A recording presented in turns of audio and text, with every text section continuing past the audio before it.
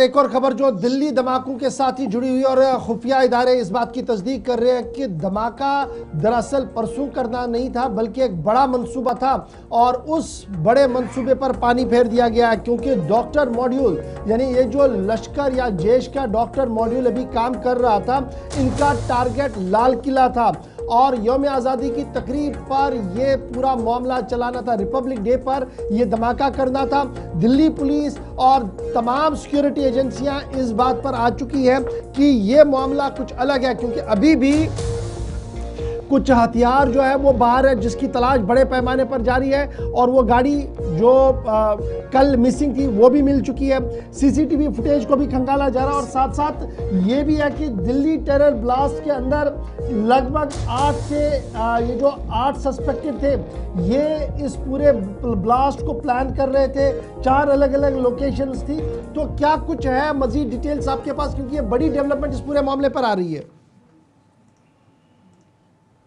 कि पहले दिवाली थी, दिवाली पर भी इन्होंने रेकी की है। जो सीसीटीवी फुटेज मिले हैं उसके आधार पर दिल्ली में लगातार ये बार बार यहाँ इस इलाके की रेकी कर रहे थे और सिर्फ इसी इलाके की नहीं, दिल्ली के कई इलाकों में इनकी लोकेशन ट्रेस आउट की गई है। सीसीटीवी और डीवीआर के अकॉर्डिंग इनके तमाम लोकेशन को फाइंड आउट किया जा रहा है। उसके बाद इनका जो मंसूबा था वो रिपब्लिक डे को टारगेट करना था और इसीलिए बड़ी तादाद में जो विस्फोटक जखीरा है उसको इकट्ठा किया गया था। इसका जो सेंटर है फरीदाबाद इसलिए बनाया गया था जिससे इसको आसानी के साथ लैब में, फरीदाबाद जो स्टूडेंट्स के लिए लैब होती है उसमें टेस्ट किया जा सके, टेस्टिंग की जा सके और उस पर वर्कआउट किया जा सके। यानी इनका पहला टारगेट दिवाली था, वो कामयाब नहीं हुआ। दूसरा टारगेट इनका रिपब्लिक डे यानी 26 जनवरी की होने वाली जो प्रोग्राम्स है वो इनका टारगेट था। स्पेशल सेल का मानना यह है कि इन दोनों टारगेट्स को ये अचीव नहीं कर पाया और इसीलिए कहीं ना कहीं ये आनन फानन में ये कदम उठाया गया कि यहाँ पर ला करके इन्होंने ब्लास्ट किया है क्योंकि जो बचा हुआ इनके पास विस्फोटक था उसको इन्होंने यहाँ ला करके आनन फानन में ब्लास्ट किया है।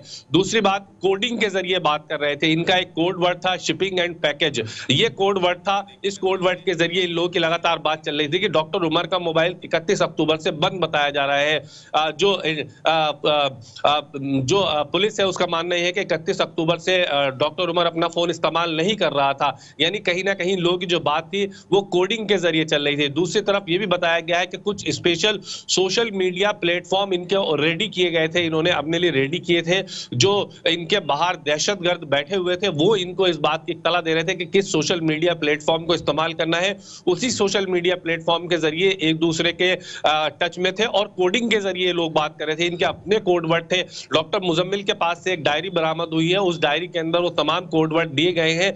ये जो प्लान था जो ब्लास्ट किया गया है इसका कोड वर्ड पैकेज रखा गया था। यानी कहीं ना कहीं कोडिंग के जरिए तमाम चीजों को डिकोड करने की अब पुलिस लगातार कोशिश कर रही है। एनआईए और स्पेशल टीम लगातार ये पता लगा रही है कि जिस तरह के इन्होंने कोड्स इस्तेमाल किए हैं उन कोड्स का मतलब क्या क्या था। दूसरी तरफ ये भी पता लगाने की कोशिश की जा रही है कि कितने स्टूडेंट और इनके संपर्क में है, क्योंकि ये जो कड़ी है लगातार ये पाकिस्तान से अब जुड़ती हुई नजर आ रही है। इसमें एक और नया मोड़ अभी सामने निकल कर आया है। राजस्थान के हनुमानगढ़ में भी कहीं ना कहीं इसके तार जुड़ते हुए नजर आ रहे हैं। यानी पाकिस्तान के जो बॉर्डर एरिया है हनुमानगढ़, वहां से भी इसका कुछ ना कुछ लिंक अभी जुड़ता हुआ नजर आ रहा है। कल महाराष्ट्र के इब्राहिम आबदी को अरेस्ट किया गया था। यानी जो जांच का दायरा है लगातार अन्य राज्यों में बढ़ता जा रहा है। ताबिश कमल हमारे साथ ज्वाइन करने के लिए, अपडेट करने के लिए और फिलहाल ये कार्रवाई जो लगातार चल रही है।